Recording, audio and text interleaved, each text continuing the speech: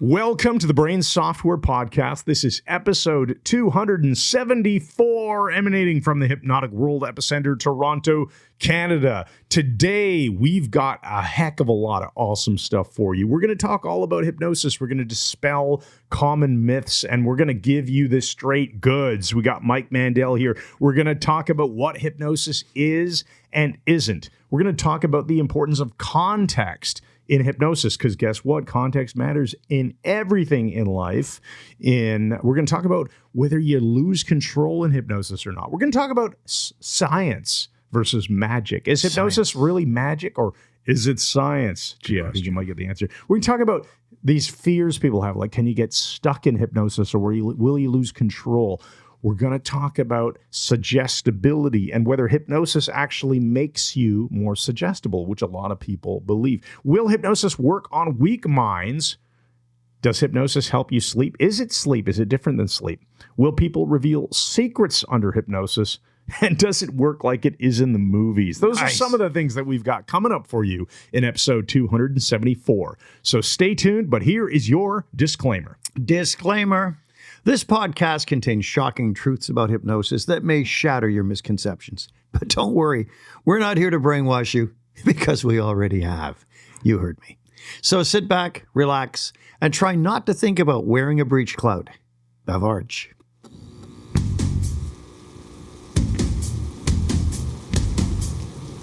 Hey, Scroll, what's the haps, codpiece? AI's awesome up here on level 42, what with all the coolness that comes with dimensional travel. But I digress.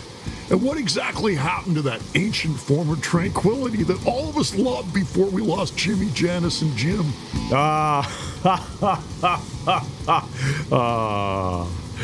These are days of victory. We are not witches. So let's welcome a man who's been bending minds longer than Uri Geller has been bending spoons. A man who once used the word quantum just to confuse a physicist, and the Keith Richards of hypnosis himself, Mike Mandel. Yes! Oh, rough one there. That was nice. Man, that was fun. Now, you know, actually, I used to get annoyed about the Keith Richards thing. Now I see it as an incredible compliment. I have so much respect for the guy. Do your Keith Richards for me. You see, I can't do Keith Richards. You can't do it without swearing. No, I can't. Yeah, that's right. Okay, so we're going to keep it family friendly. Let's have a little bit of banter. We already told you we're going to talk about all kinds of things about hypnosis, reality versus myths, and stuff like that. But before we begin, I want to comment on this burn that I got, Mike. Oh, yeah, this is interesting. I know for the audio people, you won't be able to see this. You'll just have to go to the Funny how that go works. with the audio version, obviously, or you can go to YouTube and watch the podcast. But watch the burn. We've been talking about for years. Well, a few years ago, you came up with this idea that if you imagine, when you burn yourself, you imagined in self-hypnosis. Clarity. Go ahead. It's from Dabney Ewan. I didn't come up with it. Sorry, thank you. Standing on the shoulders of giants, guys. Always credit the sources. So Dabney Ewan suggested this. You did it. You found it work. We taught it to our students. We taught it on the podcast. People are finding that it works. I've done it before, but this particular time, I'll hold my hand up to the camera. I don't know if you can zoom in on that, Ross. I can barely see it now, Chris. But it's there's so much better. Right here, you can see there's definitely a burn, okay? And there's a definite wound, because despite the amazing things about hypnosis, you cannot overcome physics. You know, I can't hypnotize myself into flying or something. I can't hypnotize the fact that certain temperatures destroy protein instantly if they're very high temperatures. So the skin still got damaged. Yeah. But here's the thing. I know from my lifetime of getting burns, I've had many, right, that they will typically, without hypnosis, they'll blister up, they'll turn into massive ugly scabs, they'll throb for hours before the blister even forms. And I was noticing that. As soon as this happened, I touched a really hot, like fajita cast iron pan. Oh, no. Super hot, super quick. I was, oh, okay. Yeah. It was throbbing instantly. So I just put a little bit of ice on it, and I went into trance. And I imagined the little fireman spraying liquid nitrogen. He's got a tank on his back. Yep. He's hosing it down. It was so awesome. It just took me about 3 minutes too. And the throbbing went away pretty much instantly. All right. And yes, I still have some damage, but it didn't bother me. It didn't bubble up. It didn't blister. It didn't pop. And it's already just healing underneath, and there's no discomfort. And it's phenomenal. So that's the first time I've had the obvious physical damage that I can see, anyone can see. Right. Yet There's no It discomfort. would have been worse. Yeah. Stephanie Ewan explained that what would be a third-degree burn can be reduced to second degree or second to first degree and so on. First degree, of course, being the most painful because the nerves are still intact. Yeah. But it is a remarkable technique, and I think hypnosis should be the go-to for burns right away. There's nothing, like, it costs you nothing other than 3 minutes, okay? It's going to either work or do nothing, so there's no downside. Guess what? It works. So, yeah, why wouldn't you, right? It's sort of like these days, why wouldn't you? We're talking about the use of AI. Actually, as part of our little banter here, this week we did we're recording this in January, so you'll see this probably February. The end of January. But we did a call for our audience on the use of AI tools. We called it Leveraging AI for Fun and Profit. And just this morning, as we were coming down to the studio, what did I say to you about the metaphor? I said, it's like, imagine if somebody hand wrote everything to you and then took a picture of it and emailed you a picture of their handwriting instead of just sending you the actual typed text that you could edit. That would be stupid. That would be like a fireable offense.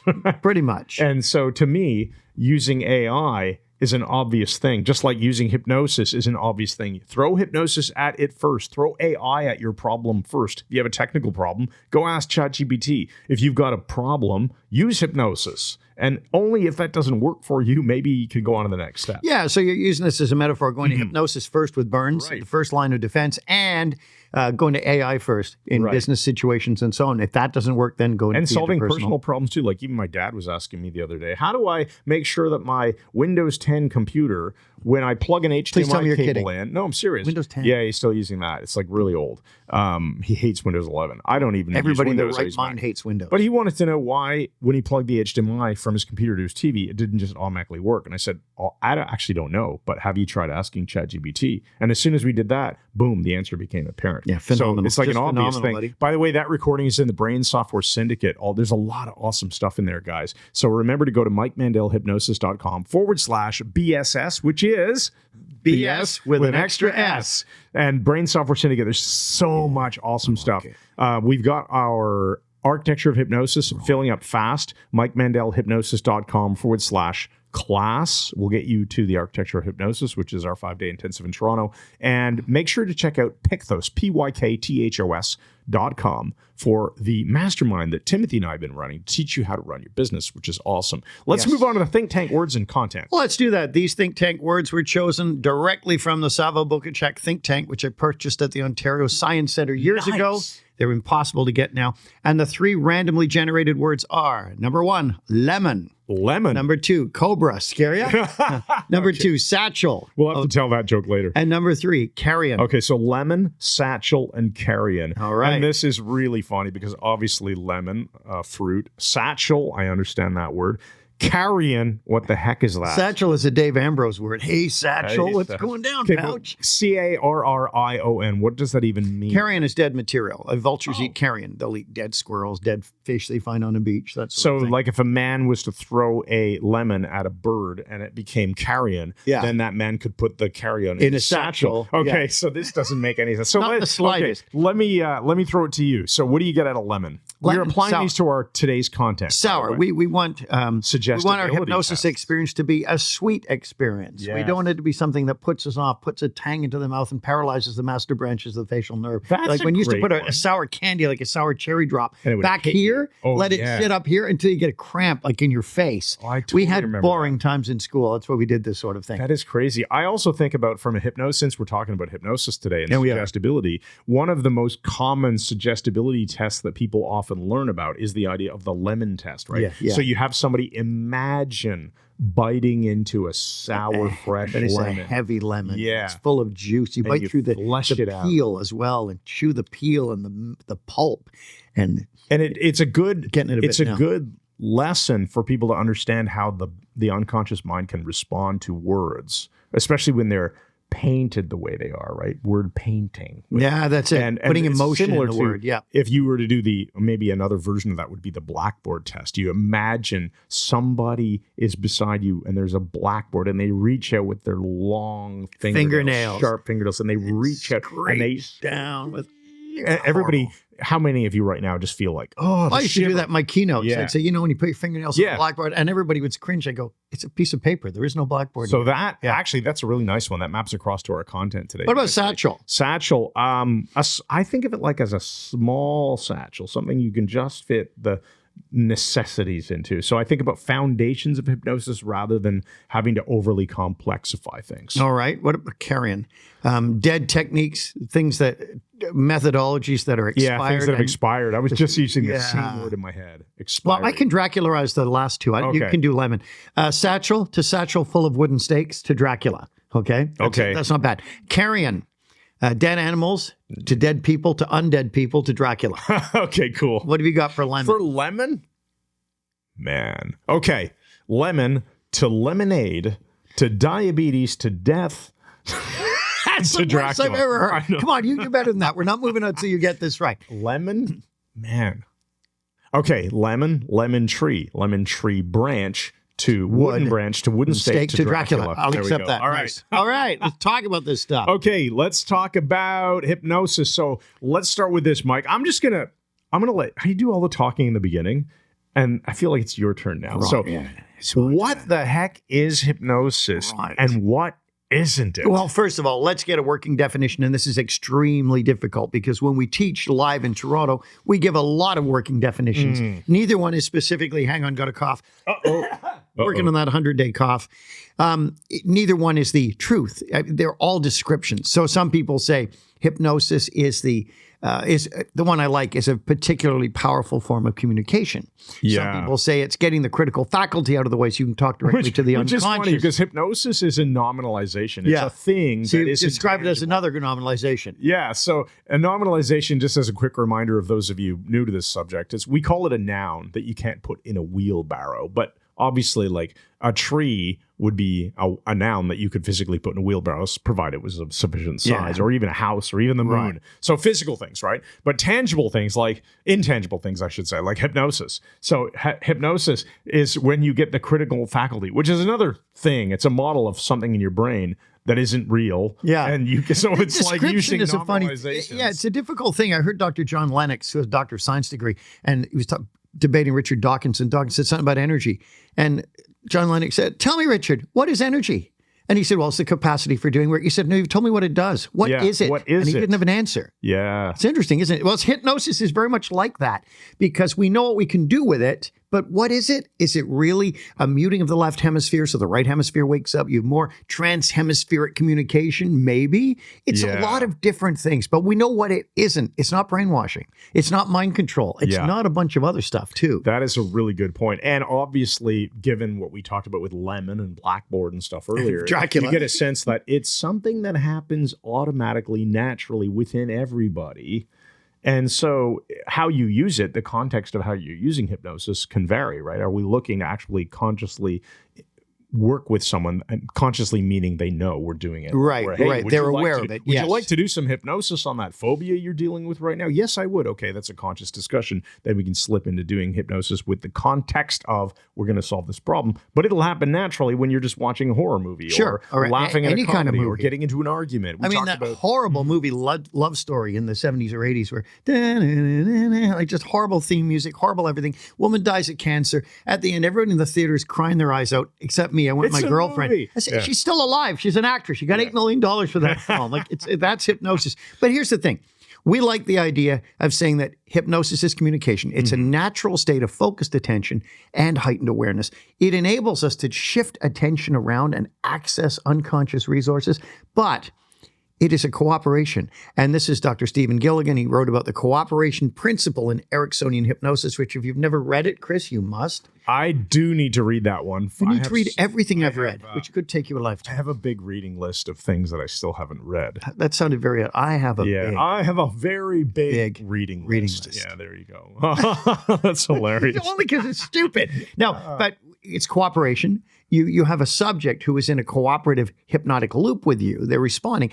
But also, what about autonomy? I mean, that's autonomy. Yeah. Well, actually, autonomy is a really nice principle that we first learn about it, but I think it was just so nicely packaged and described. Oh, Cialdini. In Michael Pantalon. Oh, Pantalon. Pantalon's Right. book, Instant Influence. We did a whole podcast on that a while back, and we have a good YouTube video and blog post. We'll make sure that it's in the description and the show notes, guys. So the Instant Influence blog post and YouTube video, just make sure those are in the notes.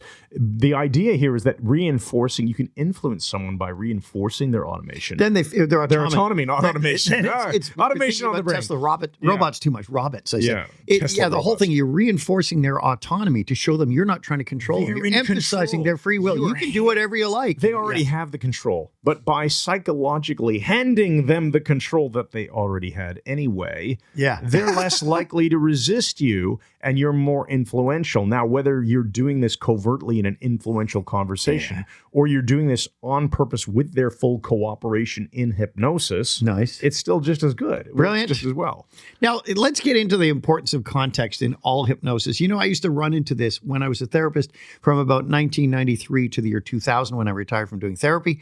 And often people had seen me do hypnosis shows because, as you know, I did pretty close to 5,000 shows on 3 continents. And here's something for the record books. Yesterday was my 50th anniversary as a professional hypnotist. That is crazy. My first event was January 29th, 1975. That freaks me out given that I am 50 years old. And you've been doing hypnosis professionally for as long as you've been years alive. now. And 10 years prior to that, just as a hobby. So I've been doing hypnosis for 60 years. Yeah. So yes, I'm And I've been doing it for 30 years minutes now. So like that's nuts. That's kind of freaky, isn't it? Yeah. So having said all that, I'm celebrating my 50th anniversary here. But when people would come in and they'd say, "Oh, I saw your show. That's how I got interested in hypnosis." I never had to seek clients. They made a path to my door. And they'd say, "I want to quit smoking, or I want to get rid of this fear of speaking to audiences, whatever.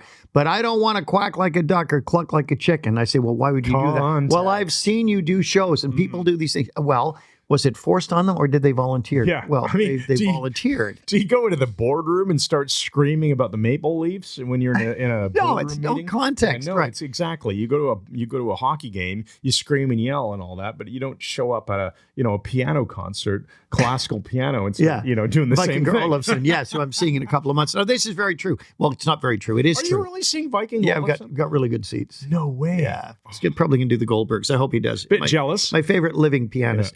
Let's just say this.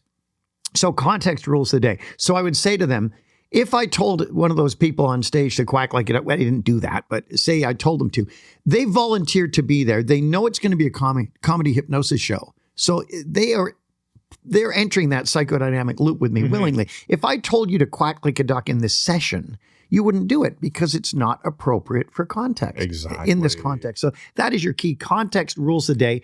And it said hypnosis, we've written the notes, doesn't work in isolation. It's influenced by the environment, the client's mindset, and the skill of the hypnotist. So there's a number of different things that bear on this.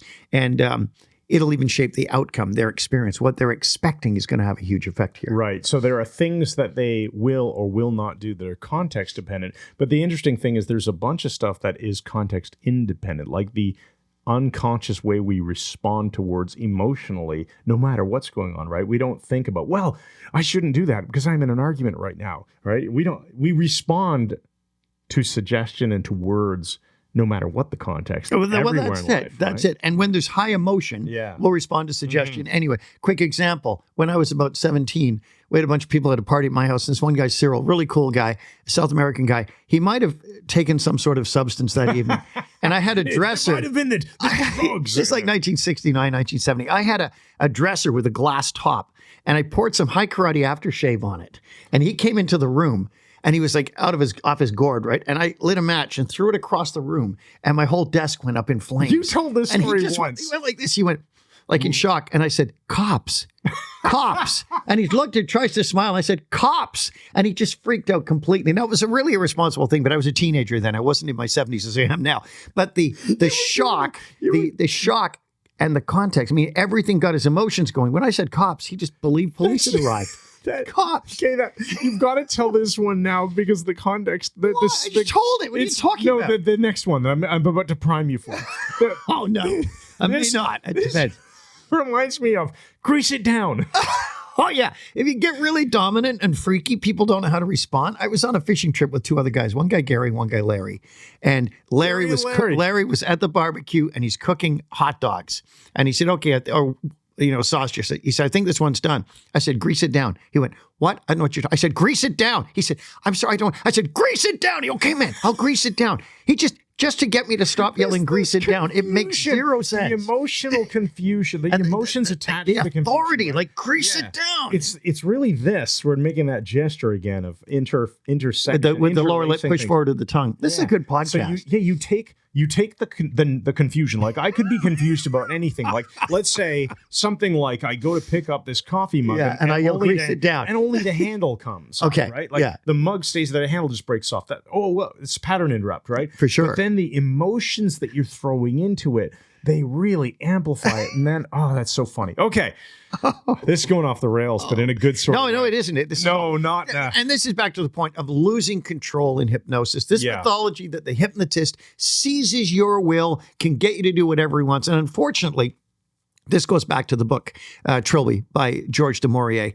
And this is written around the turn of the 18th to 19th century. And that put hypnosis in a backspin and lost credibility for 2 freaking years after that book. Right. It was a work of fiction where Svengali the hypnotist controlled this young chanteuse's state in every possible way, and her name was Trilby. Are you saying that a fictional piece of work made people hypnotized people into believing that to have a different belief about hypnosis? Pretty much. Ooh. Grease it down. Yeah, grease it down. That's what we're going to have to say. That's going to be All right. part of the podcast. We can call it, Cops. All right. Now, so you're not going to lose control. You are in a consensual state, as Dave Ellman said. Hypnosis is a consensual state. In other words, your subject remains in hypnosis because they choose to. Not that, I'm locked in. I can't get out of this now. That is absolute nonsense. Yes, I think that is a very good point. But this on the other turning hand, into a BX. it is. And what does it do for them?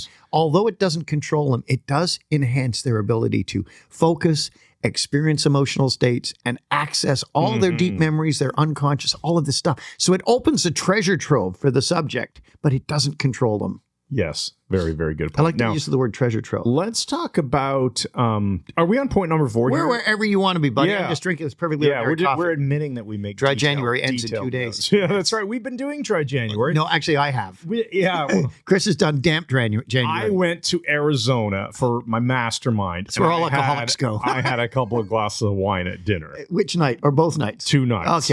Okay, so I admit it. I'm a failure. I confess to You're not a failure. You admit it, so you're forgiven. It's okay. Anyway, it's been what have you learned from the easy. experience? Yeah, we'll talk about that in another episode. Yeah, we will. So bring it on. Are we on to the science? If you want. Science not magic or stuck? Getting stuck. Okay, science. So there are scientific principles that underlie a lot of this, but let's hear you talk about it. All right. Hypnosis follows specific rules. We realize that the brain undergoes certain changes and patterns that occur when someone goes into a trance. The left brain, which is the more logical, and these are gross generalizations, but the left brain involved in detail, mathematics, language, these things, logic tends to become muted. And the right brain with the creativity, the color, the music, the pattern matching, the metaphor, all this tends to become more active. And the two brains, because you have two brains, talk to each other through the corpus callosum. So that's one model of it. There is science to it. We know now that your brain will slow down, your thinking process, the waves will slow down as you go into a deeper trance. I think you'll find all of this in the Hypnotic Brain. Right. Peter Brown. And by the way, that would explain why when we're doing hypnosis, that's right, we slow down our voice and we do what we call the hypnotic voice. And Milton Erickson used to speak so slowly, way slower than this. 75 words a minute. Yes. So there you go. It makes sense. There's a scientific reason, of course. There's also psychology around the feeling of that intention in your voice. Right, definitely. And prestige is going to figure in. If you're a hypnotist and you're not just a guy who's read a hypnosis book, right away when people know you've received training in hypnosis, your skill level will go up because you will have prestige with them. Right. Okay.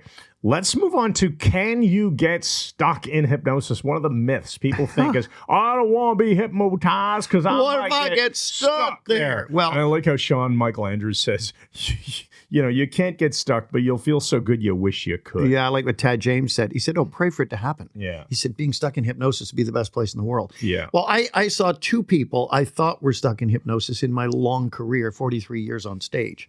And one was at Coburg, the Lakeside or Lakeview Bar, which is now dynamited, and it's a park, which is nice.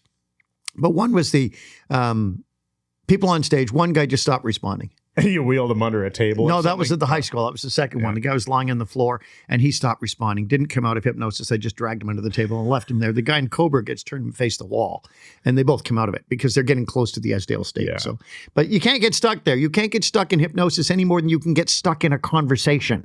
No, like Hi, Chris, I can't get out of this conversation. It could be I'm just speculating here, mind reading a little bit here. So let's say somebody volunteers for a show. They go into hypnosis. They're responding at first. Then maybe, let's say their unconscious goes, you know what? I don't really want to embarrass myself to this degree, so I'm just going to go into a deeper trance and not respond. Yeah. Who knows? That could be Well, I agree with you, and I've run into people who did not respond, but I kept them on stage as placeholders. If the group was small, just if you send too many back, it becomes a flood.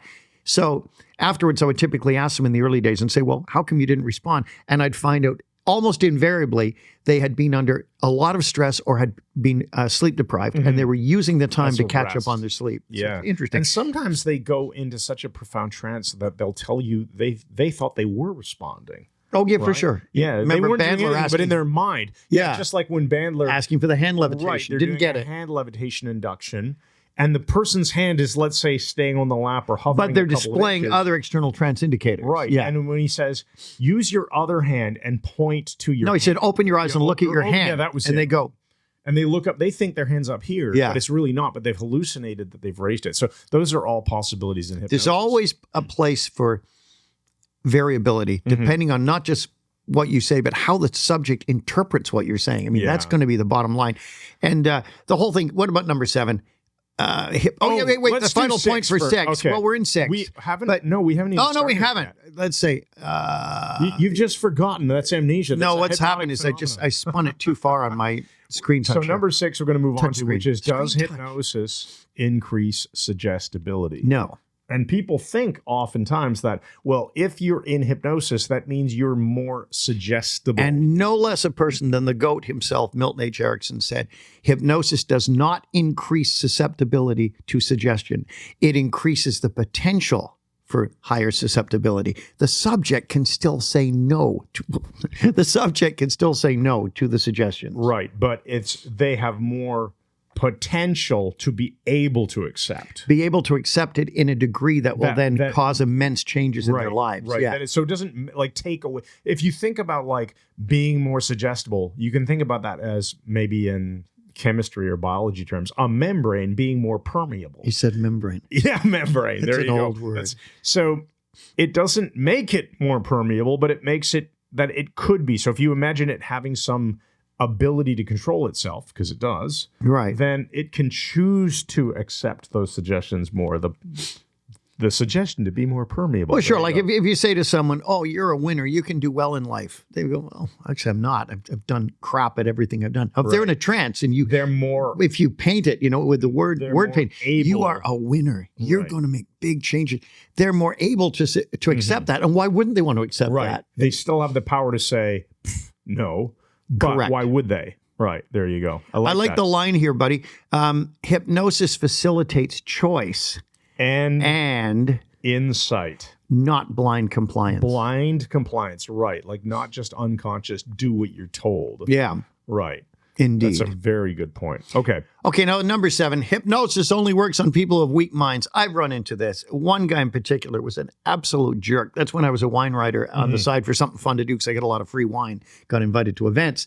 And this guy ran a restaurant in Toronto. If you can imagine Joe Pesci at his worst in one of the mob films, he was like that, but short and aggressive. And, what do you, I'm a hypnotist. You can't hypnotize No, me. he said these words, "I can't be hypnotized. My mind is too strong." And I said something like, "Sucks to be you." That's an awful ability to not have. That is this horrible. belief that it's a clash between the hypnotist's will and the subject's will. And once you demystify that, people become good subjects pretty quickly. Very good point. Very good point. This is not something that involves that. You have to be weak to get hypnotized. I mean, think about it. If this whole lemon test and blackboard test that we talked about, the idea of imagining, that will work on anyone who vividly imagines and participates. If somebody wants to resist that and say, yeah, I'm not going to imagine that, you can talk all you like, but I'm not going to pretend in my mind to see a hand reaching out and they can choose not to be hypnotized. Sure. So here's an interesting point, Chris, and here's the metaphor I've solidified on this over the years. When someone said, oh, I went to a hypnotist and he couldn't hypnotize me. My will is too strong. I said, when you realize that all hypnosis to an enormous degree is self-hypnosis anyway, you are cooperating with the hypnotist. It's like saying, I took an art course to learn to paint, and I sat there and that teacher could not make me paint anything. I can't be made to paint. You have to do your part and paint the frickin' picture. Yeah. Right. Somebody gives you a stairwell, brilliant. Stairs to climb. He couldn't make me climb those stairs. It's about the same. We can give you the path, but we can't make you take it. Exactly. Do you have magical powers, Chris? You're a hypnotist. Yeah, I think that I do have magical powers, Mike. I have the power to speak into this microphone. Hypnosis is not magic. It's natural processes, although it can look like magic. I remember there was a psychologist at my event at Centennial Hall in London, Ontario. Beautiful hall. I did a lot of shows there. And he came out specifically to see my show. We both knew Arthur Perlini, who's professor of psychology at Algoma University. And this other psychologist came out to watch my show. And I sent someone back to the audience from the stage. Yes. And the guy's walking down the aisle, off the stairs, down into the aisle from the stage. And as he's walking back, I'm dealing with the people on stage. And I just turned to him, pointed at him without saying anything. And the guy just collapsed on the floor back in a trance. Just to flesh this out a little bit more, this is under the context that you're sending. It's not a good subject. Like, you can go back to the audience, sir. Yeah. And then after his back is to you and he's walking down the aisle, you point at him and he can't see you. Right. And he collapses and goes into a trance. Wow, that looks like magic. But first I get the person, do you know why I'm sending you back? And he said, because I'm not a good subject? Yeah. And I'll say that. And then as he goes back, I'll let it catch my eye like, oh, there he is.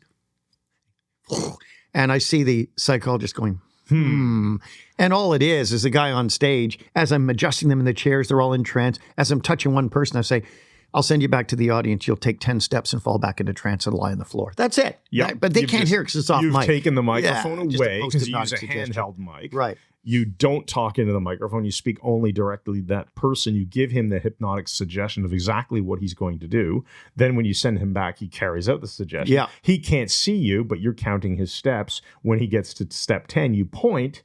He can't see you, and it looks like you've magically And there's a lot of ways of doing this. If you're a stage hypnotist, I'll pick up someone's arm and it'll become cataleptic. Right. And everybody's laughing. And I'll say, your arm will float for 10 seconds and then fall. And I'll be working with the others. He'll get to the other end of the row. Point at it. Point, and it just goes. And people fantastic. Yeah, that's a really good one. I love that. Okay, let's talk about, is hypnosis the same as or related to sleep? Oh, that's a very good question. And it's a confusing one, right? Because just to set this up for you, a lot of the times we'll, let's say, wake someone up from trance. We'll even say wide awake now at the end. But why do we do that? Well, it's in the zeitgeist. People associate sleep with hypnosis and waking up. So we use that. There's some schools, we do not awaken anyone. We emerge them because we know they're in a sleep. I'd say, whatever. We've been saying for 10 years, we don't emerge them because we know they're not submerged. We awaken them. Yeah. It just, who cares? But people expect to be told to wake up, you're wide awake now. So it's a great way to bring them back. But, for years I was saying that there is no real connection between hypnosis and sleep. But Human Givens theory, Griffin and Tyrrell out of Cambridge, England, have pointed out there are some very strong correlations between the two in both what your brain is doing. Right, because in hypnosis, you can use metaphor and story to cause massive changes. Well, in sleep, your brain uses metaphor in dreams to depotentiate. Process unresolved emotions. Yes, and like also with time distortion happens when you're asleep. You just wake up. You don't feel like, oh, I've been asleep for 8 hours. You're just like, oh, it's 4:30 in the morning. One of the most fun things for me is when I remember a dream where I've been falling asleep, let's say listening to a podcast, and as I'm in that hypnagogic state, transitioning into sleep, the podcast conversation turns into the dream that I'm having. Yeah. And let's say somebody's talking, and in my dream, I'm going, would you please shut up? Like, stop talking. And the person's still talking. I'm thinking, and I realize only after the fact, oh, that was the podcast working its way into my dream. Oh, that's Yeah, good. And also, you forget your dreams when you awaken if you're not careful. If you don't jump on them right away, like you get up, Right. go look out the window. You or got to something, write them down. you can get the feeling of it, but then it's gone. That's like hypnosis too. We get amnesia from Yes. deep trances. Yeah. What you said, hypnagogic, going into trance, going into hypnosis, but really going into sleep. Right. Hypnagogic is similar to hypnosis. Yeah, it's that blurred state. twilight zone between your waking state and your sleep. We call it the hypnagogic state. Well, we don't call it that. It's called that. Yeah, Make we it sound call it that because that's the correct. I heard a guy in CFRB once say, well, this is a thing I call neurolinguistic programming. I thought, you bastard. Well, why do you call it that? Well, because That's its actual name. because that's what Mandel and Grinder named it. But back to the sleep thing, hypnosis is not sleep, but there are map across things. You've just mentioned hypnagogia, the falling into sleep, and how that state is similar to hypnosis. Likewise, hypnopompic states coming out of sleep into the waking world. You often get that when your eyes are closed and you start knowing that you're waking up. And I said, that's when I heard Chum FM comes on. I'm 16 years old, 15 years old. Yes, the band Chicago, only the beginning. And there's this drum thing going on. And I was on Victoria Park Avenue with Dan Zwier,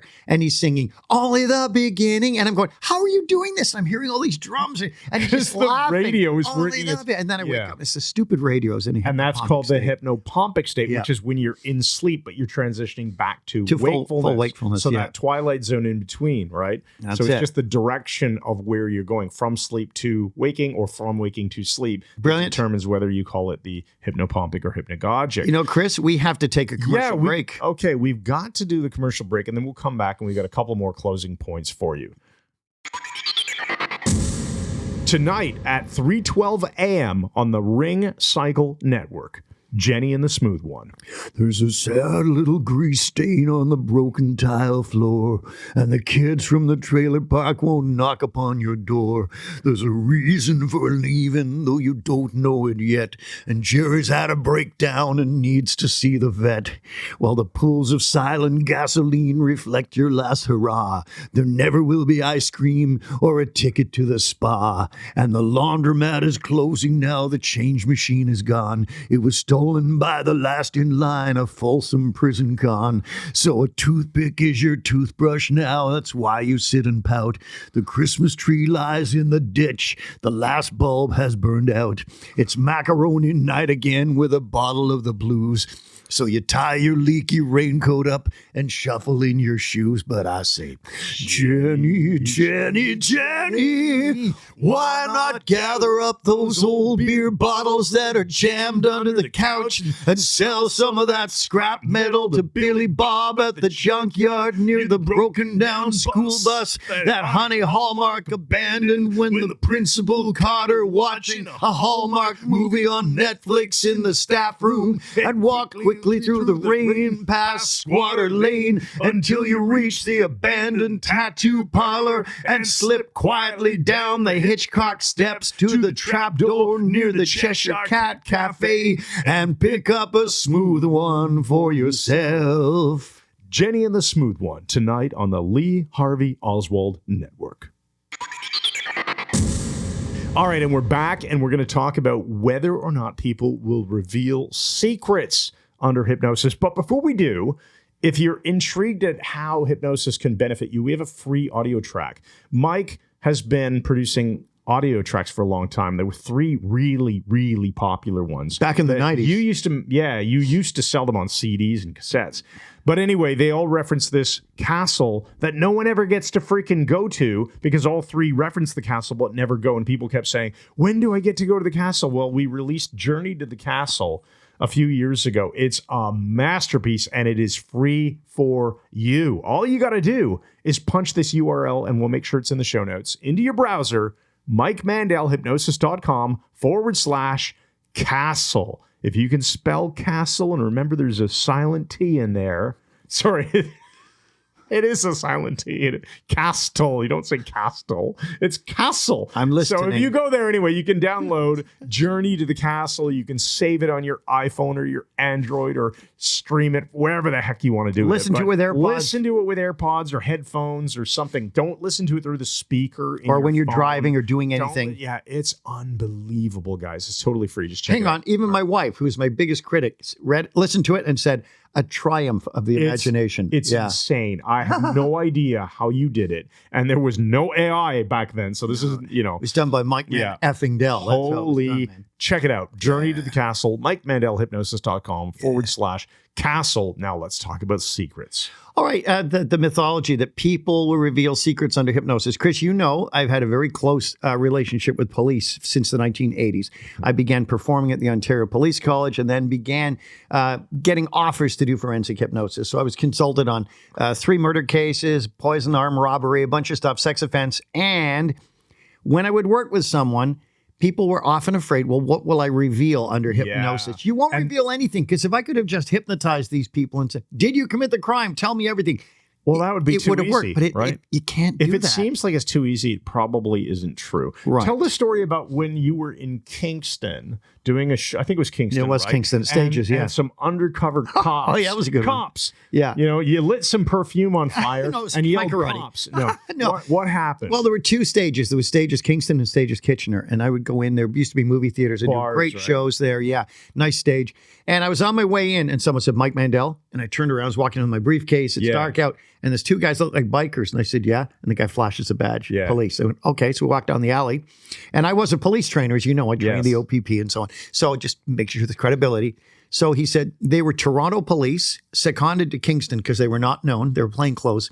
They said there's a guy in there who's a hardened criminal. He is extremely likely to volunteer for your show.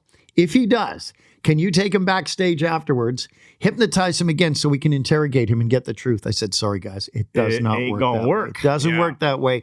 People will lie under hypnosis as readily as they'll lie any other time. Now, people will reveal secrets. What about I know some people are going to ask, so feel free to, email us and stuff and ask questions about this stuff or drop comments on the YouTube channel, which we do respond to.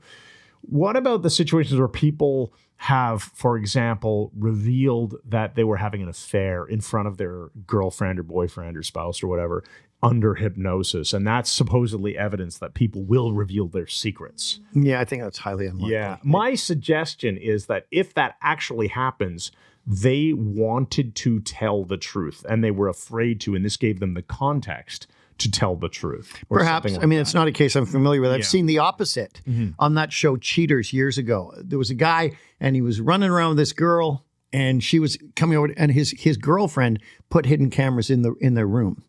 And this guy jumps off to bed with this girl. His girlfriend comes back later, checks the video and confronts him. And he just kept denying it. And she said, it's here. You're in bed with her right now. You're having sex. And he just kept, he was in a trance, Chris. No, he was like this. He was like this. He was denying it. No, it never happened. I didn't. I thought, man, Wow. oh man. Okay, He's so exited that experience. There you go. completely. Yeah. So that would be an example of him genuinely not wanting her to know. But if he did want her to know and he was secretly, not secretly, I suppose the right word is, let's say he just wanted to confess, but he was afraid. Then under hypnosis, he probably would. Which ego state? Yeah, good question. There's too many ramifications here, too many possibilities. But hopefully getting the point that there's complexity here. there is complexity here. Right. And even the complexity is very complex. So what about we're going to skip it. Let's go to number 11. Hypnosis works like in the movies. Oh my goodness. What's the movie? Is it Shallow Hal? Is that What was that? Where the guy gets in the elevator, he's hypnotized by Tony Robbins.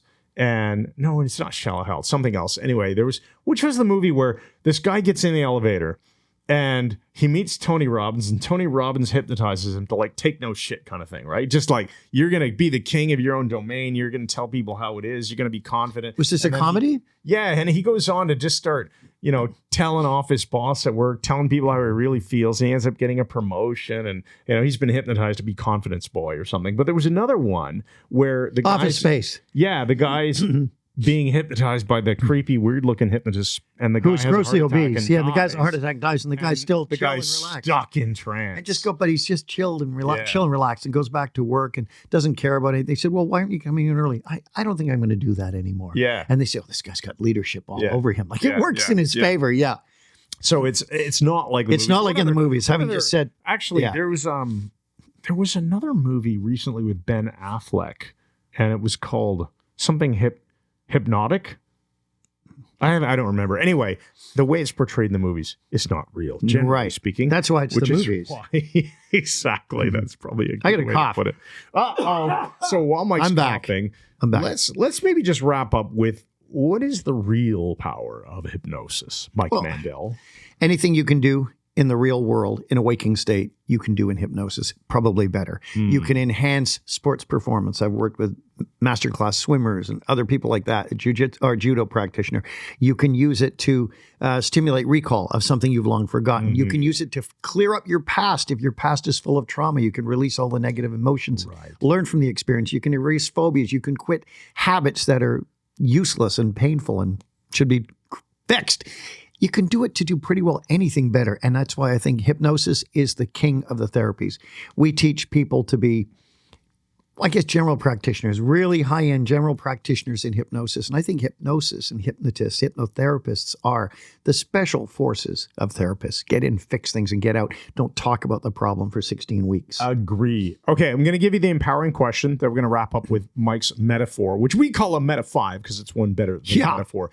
Before I do that, though, I have a request. So if you're listening to this, or if you're even better, if you're watching it on YouTube, if our podcast has helped you in any way over the 274 episodes that we've now recorded, please share this. That's the biggest compliment that you could give us, is share this with somebody else in your life, somebody who could benefit from learning about communication, learning about self-improvement, learning about hypnosis. Share the episode, whether you share it on Spotify or share it on Apple Podcasts, or if you're on YouTube and you click that share button and share it with somebody by email or text message, or I don't care how you share it, just share it. That's the best thing that you could do to help somebody else, and it will help us at the same time. That's fantastic. So with that, let's go to the empowering question. Go ahead, buddy.